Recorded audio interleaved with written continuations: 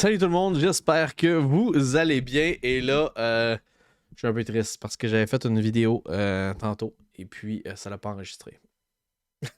la vie, la vie de YouTuber, man. Oh my god, j'en reviens pas encore que j'ai fait cette erreur-là. Asti que ça fait chier. Mais bref, bonjour tout le monde. J'espère que vous allez bien. Bienvenue à cette première de Dans les Gradins. Nouveauté pour le titre, mais pas nouveauté pour le contenu. C'est déjà le contenu que vous êtes habitué à voir depuis le début de la saison. Est-ce que je parle de des avant-matchs ou encore de des après-matchs du Canadien de Montréal en français, toujours. On est une des rares chaînes francophones sur YouTube à faire ce genre de contenu-là. Donc, si c'est nouveau, abonne-toi, c'est le bouton rouge au bas de l'écran. C'est gratuit, ça fait plaisir. Je voulais qu'on parle de l'alignement qu'on risque d'avoir et du match qu'on a eu en fait. Le dernier match qu'on a passé contre les Canucks de Vancouver. Je voulais qu'on parle de ça. Okay? Je vais agrandir l'écran. On a eu tout un match. Hein? On a eu tout un match de hockey, guys, à la dernière rencontre. On va se le dire, là. Vancouver a été dans le coup peut-être 7-8 minutes de la troisième période, pas plus. Vancouver, on voit pourquoi ils ont de la misère depuis le début de la saison, ok? Une défensive qui en arrache un esti de temps. Une offensive qui a de la misère à se retrouver, mais vraiment en défensive, c'est difficile. Et puis j'ai de la misère parce que ils ont vraiment des bons joueurs quand même en défense, Vancouver, t'sais. Mais je sais pas. Ils ont vraiment eu de la misère. On a vu qu'il y avait vraiment une grosse lacune de leur côté. Ouais, victoire de 5-3 contre les Canucks de Vancouver. La fiche 7, je suis pas sûr qu'elle est bonne. Je pense qu'on est 7-6, mais je suis vraiment pas sûr. Mettez-moi un bémol. Je pense que le Canadien joue pour un peu plus que 500, mais je suis pas certain. Gros match, encore une fois. Début de Nick Suzuki, Arbor Jacky, Kirby Dach. Kirby Dach, il est tellement bon. Tellement un beau joueur de hockey avec ces deux gars-là, avec Caulfield Suzuki.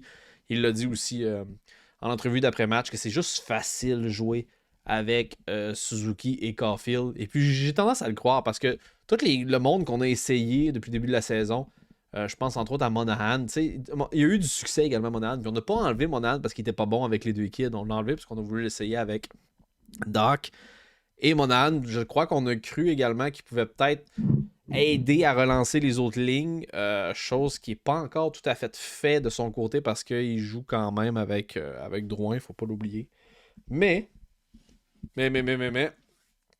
on assiste tranquillement pas vite à celui qui a marqué également le quatrième but, l'éclosion de Mike Hoffman, qui a marqué son quatrième but de la saison. Fait que lui aussi, s'il peut continuer à nous donner du bon hockey, on va être très très content parce que tu sais, il y a beaucoup de monde qui parle de Mike Hoffman ce temps-ci. Puis si j'avais à vous résumer la raison pour laquelle Mike Hoffman a eu autant de chance et joue encore en ce moment, c'est pas parce que c'est un excellent joueur de hockey. Okay? Vraiment, son IQ hockey n'est vraiment pas le meilleur. S'implique pas en défensive. Pas reconnu pour être un excellent leader. Je veux dire, il y a beaucoup de défauts. Okay? C'est un joueur que c'est pas pour rien qu'il en est à sa Xème équipe. C'est pas le meilleur des joueurs. Par contre, il y a une chose qu'il fait, et qui fait mieux que la plupart des joueurs du Canadien, c'est qu'il est capable de la colisser dedans. C'est la seule chose qui est vraiment bon pour faire, qui est vraiment meilleur que la moyenne des joueurs de la Ligue nationale de hockey. C'est de la colisser dedans. Il y a des aptitudes offensives qui sont vraiment intéressantes. Et c'est pour ça que Martin Saint-Louis l'aime bien. Il a même déjà dit en entrevue que on demandé pourquoi il avait utilisé un moment donné Mike Hoffman en fin de game. Il restait comme 1 minute, il fallait marquer un but. Puis il dit que c'est le genre de joueur qui peut changer le match avec un seul tir. Il n'a pas le choix d'y donner raison. Il a vraiment raison pour ça. Il y a beaucoup de défauts. Il fait beaucoup de revirements, mais il a tout un tir. Vraiment tout un tir, ce Mike Hoffman. Et puis un autre but de Kirby Dach. Assisté Nick Suzuki. Nick Suzuki qui est rendu à 17 points en 14 games. Et puis Kirby Dach qui est rendu à 12 points en 14. Caulfield aussi a fait une passe, je crois. Ouais, Caulfield a fait une passe 15 en 14. Ouais, les jeunes. Les jeunes sont vraiment beaux à voir. Vraiment beaux à voir à Montréal. Ça va être beau. Ça annonce du beau temps à Montréal pour bien des années. Je voulais juste mentionner qu'il va y avoir le retour de Josh Anderson également dans l'alignement. Lui qui a purgé ses 2 matchs de suspension. C'est qui tu sors de l'alignement et c'est quelle place que tu lui donnes à Josh Anderson? Personnellement, le choix facile, ça va être d'enlever Pezzetta. Je sais pas. plus ou moins d'accord avec ça, mais c'est qui d'autre? T'sais? C'est qui d'autre que tu enlèves? Tu fais de la place pour qui d'autre? Ça va être compliqué. Ça va être compliqué. Je suis vraiment curieux de voir qu'est-ce qu'ils vont faire comme ajustement.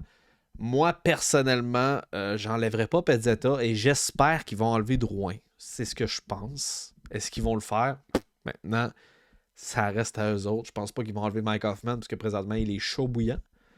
Donc, ouais, je pense que lui qui va lever les feux pour faire de la place à Josh Anderson, ça va être Jonathan Drouin. Dites-moi ce que vous pensez dans l'espace commentaire, guys. Dites-moi ce que vous en pensez.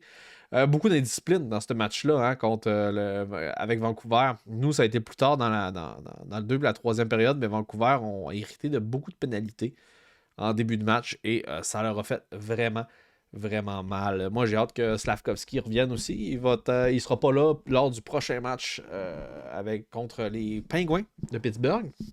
Pittsburgh commence à se ressaisir présentement. On s'en va là-bas. Je vais maintenir ma prédiction que j'ai faite en début de semaine via un live à Frankwell. J'avais dit que le Canadien allait gagner les 3 matchs de cette semaine. Présentement, il en a gagné 2. Je crois encore qu'ils vont aller gagner à Pittsburgh. Et ça va être par la marque de... je vais y aller avec un 4-1 à Pittsburgh. Ouais, je pense vraiment qu'on va jouer un gros match solide, défensivement surtout.